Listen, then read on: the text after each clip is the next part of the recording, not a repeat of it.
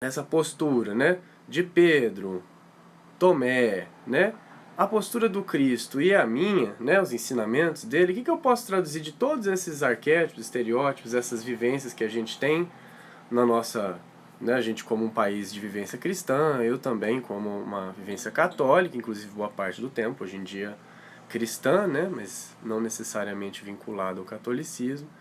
Mas de qualquer forma, o que a gente tira dessa vivência, né, essa vivência maior? Bom, começando, eu acho que por uma que é icônica, né? Eu coloquei ali pela ordem Pedro, né? Então, quando a gente pega Pedro e Tomé, né? Começando pelas primeiras, depois a gente vai para fazendo esse paralelo conosco e depois passamos para o Cristo ali e tal. Pedro. O que a gente tem de Pedro de mais icônico, por exemplo, na postura dele durante a Bíblia e a expressão dele, né, das narrativas que tem dos evangelistas sobre a postura de Pedro? Bom, de imediato a gente lembra daquela clássica, marcantíssima vivência, eu imagino que para Pedro e para Jesus tenha sido inesquecível, né, quando eles conversam e Pedro faz aquele juramento de eternidade para Jesus, né? Depois de Jesus já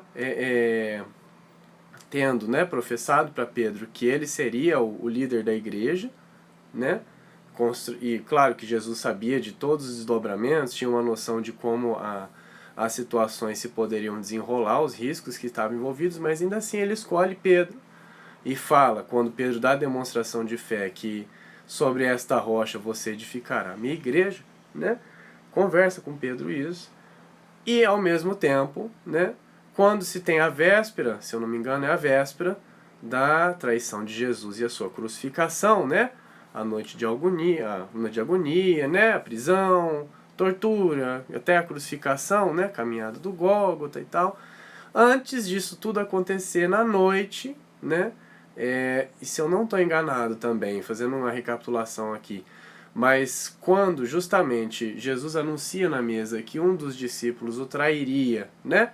Dando a oportunidade para Judas não fazer isso, né? É aquele famoso assim, olha, conversa comigo, né? Não precisa ser assim, mas Judas sai e depois consuma o ato, mas enquanto isso os outros discípulos, né?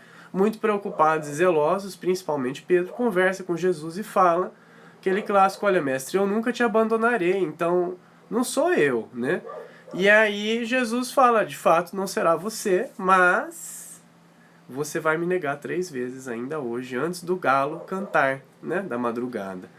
Então, tem esse ponto todo que a gente tem nessa questão de Jesus com Pedro, essa relação inesquecível. E por que inesquecível? Porque quando Pedro justamente professa sua lealdade e Jesus fala essa questão, você fica assim, pô, mas então ou Jesus se enganou, ou ele vai voltar atrás de, né, de colocar a Pedro essa questão da igreja, né, de confiar a herança, né, o legado do catolicismo sobre a mão, a égide de Pedro, né, ele voltou atrás, se arrependeu, né, tá, todo mundo erra e tal. Não, não. Jesus não erra e não se engana. Na verdade, essa passagem, e é por isso que a gente aproveita para os nossos tempos atuais, é que mesmo Jesus, sabendo da traição de Pedro, ou da possibilidade, né, que só se consuma mais à frente, né, ele confia a Pedro a sua igreja. Por quê? Que ele é bobo? Eu duvido. Mas porque ele sabia da lealdade e do valor de Pedro dentro dele. Mas ele também conhecia Pedro como uma figura humana, com os seus desafios e os seus caminhos de aprendizagem, né? As escolhas que a gente faz são uma só, né, para cada situação, ou um lugar ou outro. É sempre uma situação binária, né? Ou eu faço alguma coisa ou não faço nada, ou escolho A ou escolho B. Não escolher nenhuma acaba normalmente encaminhando para um dos dois lados, né? Então, ou tem 3 opções, escolho uma, mas enfim, a gente sempre tem uma dualidade em geral ali, né? Que a gente é botado para escolher. E a partir dali se desdobram os caminhos. Jesus conhecia o Pedro, homem, figura histórica, e sabia dos seus desafios no, vamos dizer assim, no infinito dos mundos, né? Das suas vivências e do seu crescimento. Ainda assim, Jesus escolhe Pedro e fala, você edificará a minha igreja sobre esta rocha, fazendo uma alusão de que a rocha era firme, dura, né? Indestrutível, né? Mas, e por isso ele chama Jesus a participar desse método, né?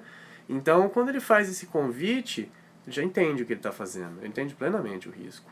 E quando Pedro consuma essa traição, né, de negar Jesus a 3 vezes, não ir para enfim, ser preso, ser processado junto com Jesus, que era o que ele temia quando ele fez essa negação de 3 vezes. Não, eu nunca vi esse homem, não conheço esse tal de Jesus e não faço parte dos apóstolos, né? As 3 negativas inesquecíveis. Ele ainda confia em Pedro, tanto que depois ele aparece, quando ele volta já após crucificação, né? Na sua forma espiritual, alguns consideram como ressurrecta, tanto faz, tudo bem.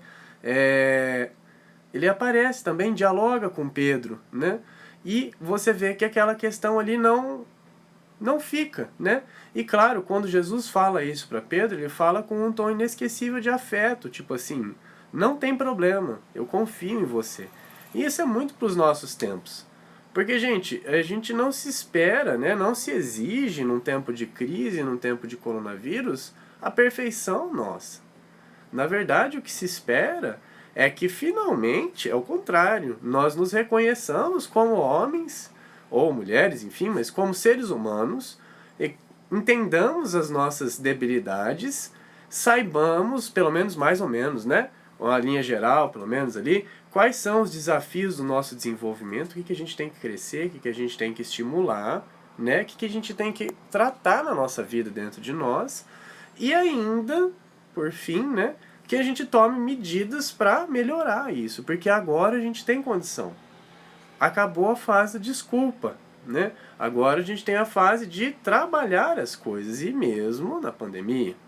Então, se os meus problemas de desenvolvimento se relacionam a conhecimento, eu não sei muita coisa, não entendo nada do mundo, vai buscar, né?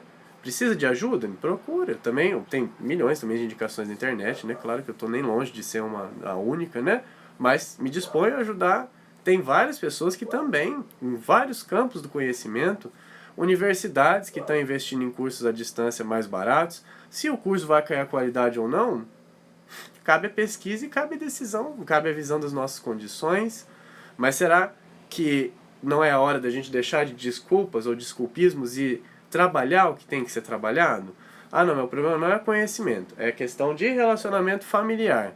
Dificuldade com X, Y, Z, tal coisa, não consigo entrar em paz. Procura um trabalho terapêutico. Falamos de tantas terapias holísticas na semana passada, né? Tantas possibilidades, o diálogo fraterno também. Por que não? Por que não abrir o jogo? Fala, eu não aguento isso, cara. O que a gente pode fazer para melhorar?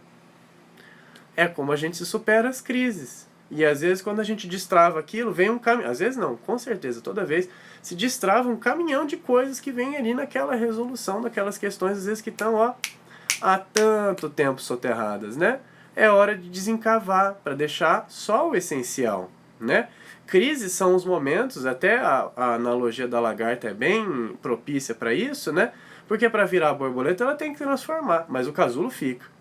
Então ela não leva o casulo nas costas. Então vai ter coisa que vai ficar para trás, vai ter que ser deixada, esquecida. Ou, melhor dizendo, harmonizada, como a gente trabalha na perspectiva holística, né? Eu não preciso destruir nada, eu preciso só harmonizar.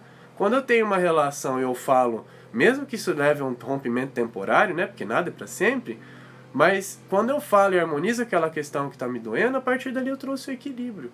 E às vezes, aquele equilíbrio é o que os dois precisam para seguir em frente. Então, por que não aceder a essa realidade? Por que não fazer parte dessa história em que eu saio de uma crise e me reinvento? Pedro foi justamente isso. Depois desse momento em que ele renega Jesus, né? Primeiro foi confiado à igreja, o que Pedro deve ter tido uma alegria indizível. Depois, no momento inesquecível de Jesus, ele acaba traindo o mestre, seu mestre. 3 vezes, que era para não deixar a dúvida que ele fez aquilo mesmo. Por que 3 vezes, né? Para não argumentar, não me confundir. Não, você não se confunde 3 vezes, não erra 3 vezes, você fez porque você quis. E ele sabia disso. E a partir dali, com a crucificação do mestre e a reaparição dele depois, ele toma um caminho de reajuste, de redenção, em que ele, de fato, lidera a Casa do Caminho, né? Hoje em dia, Divaldo Franco tem uma instituição que é a Mansão do Caminho, né? Os apóstolos, no começo, pós-crucificação de Jesus, antes mesmo da vinda de Paulo, logo depois que ele segue, eles iniciam, sob a liderança de Pedro, a casa do caminho. Então, realmente, ele fez o papel dele, se expôs, foi morto por isso, inclusive, dedicou sua vida a uma causa bondosa, a uma causa fraterna, amorosa, né? Então, ele construiu, entrou nessa trilha de redenção, porque ele reequilibrou as coisas. Ele tinha uma parte dele que ele não conseguia conciliar. Externou isso, seja de uma forma que soou, né, como traição ao mestre, mas depois ele falou, poxa, cara, tá bom, me equivoquei, vou fazer certo, e fez. Então a gente também tem essa possibilidade na crise. Por isso que a postura de Pedro era tão legal para esse bate-papo hoje, né? A postura de Tomé, por outro lado, né? Quantas críticas eu já não vi até hoje em dia a postura de São Tomé na igreja. Ah, porque vocês não têm fé, a gente é muito São Tomé. Por um lado, né, eu ouvi aquilo desde criança e me deixava uma certa... Não ficava em paz com aquele posicionamento do assim, eu tenho que acreditar, né? Eu não tenho nada. Na verdade, na vida a gente não tem nada, né? Se a gente não quiser fazer nada, inclusive, da vida, problema da gente. A gente está perdendo uma ótima oportunidade, mas assim, é nosso, é um direito que nos assiste, né? Depois vai ter aquele momento de querer resgatar, porque é claro que vai. Mas é uma opção. Tudo é uma opção. Então, eu não preciso fazer nada na vida. Inclusive, eu não tenho que acreditar se eu não quiser em nada, né? Agora, há evidências. E, falando de evidências, Tomé é o homem, é o discípulo que é um pé no chão com os discípulos todos, né? Então você tem uma vivência de fé e ele confia plenamente no mestre. Só que quando aparece, né, rumores, né, depois daquele momento todo de crucificação, aquela tristeza indizível às pessoas que perderam o seu líder, e falar ele voltou, sendo que isso é algo para a época. Se para hoje já é difícil de acreditar, imagina naquela época. Não tinha TV, não tinha Facebook, não tinha estudo espiritual, não tinha nada, né? Aí você fala que alguém, depois de morto, que todo mundo viu lá sangrando, voltou. Então, assim, não é nada também do outro mundo você duvidar. Na verdade, provavelmente eu e você duvidaríamos o tanto quanto. E aí você fala assim, amando aquela pessoa de coração, que Tomé amava mesmo Jesus. Ele amava. E em vários momentos Jesus, e isso não se comenta tanto, né, nos sermões, normalmente de igreja e tudo mais, em vários momentos Jesus parabeniza Tomé, né, congratula ele, assim como congratula Pedro, né, e a vários outros discípulos. Então ele faz justamente isso, ele pega e questiona. Ele fala, olha, eu só acredito que ele voltou quando ele aparecer na minha frente e eu puder tocar nas feridas dele. Tão questionável essa postura? Não. E sabe por que não é questionável? E eu argumento com vocês, nem Jesus questionou. Sabe por quê? Ou pode ter questionado, mas enfim, ele acedeu ao pedido de Tomé. Por quê? Porque tinha fundamento. Do contrário, ele falaria assim, se falasse assim, né? Ah, eu só acredito que é Jesus se ele aparecer aqui, der 3 pulinhos e falar, e aí, brother? Ele vai falar assim, olha, primeiro, e aí, brother, não é minha fala. Segundo, eu não tenho porque dar 3 pulinhos, não vou fazer.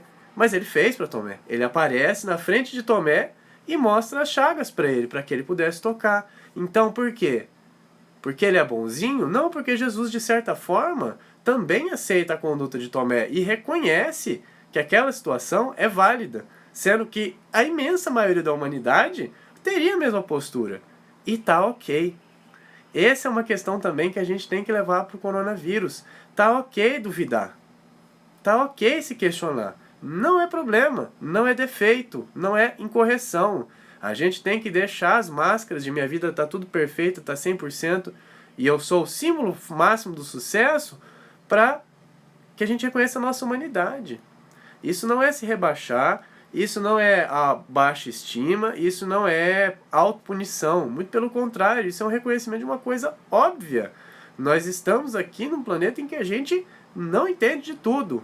Os que entendem mais entendem de muita coisa, mas não entendem de tudo.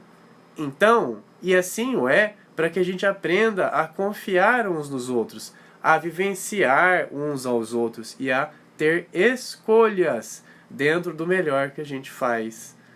Tendo sempre a possibilidade de que se a gente fez alguma escolha que depois, com o tempo, a gente considere equivocada, a gente pode refazer mais pra frente, né? Isso se chama expiação. Muitos entendem isso como punição, dívida e castigo. Não é isso. É a oportunidade da gente poder ficar em paz com a gente mesmo. Poxa, que bênção, não é verdade? Então, A gente tem uma estrutura de mundo que é maravilhosa para a gente ter o aprendizado e crescer, mas a gente precisa estar disposto a isso. E Tomé se dispôs. Ele foi o cético, mas ele foi o cético equilibrado. Ele falou, se acontecer isso e isso, eu acredito. Jesus faz exatamente isso e ele acredita. Então, pronto. Que diferença isso tem de um espírito científico de hoje em dia, por exemplo? E o cientista não está errado de duvidar. Por que Tomé estaria? Né? Então está correto.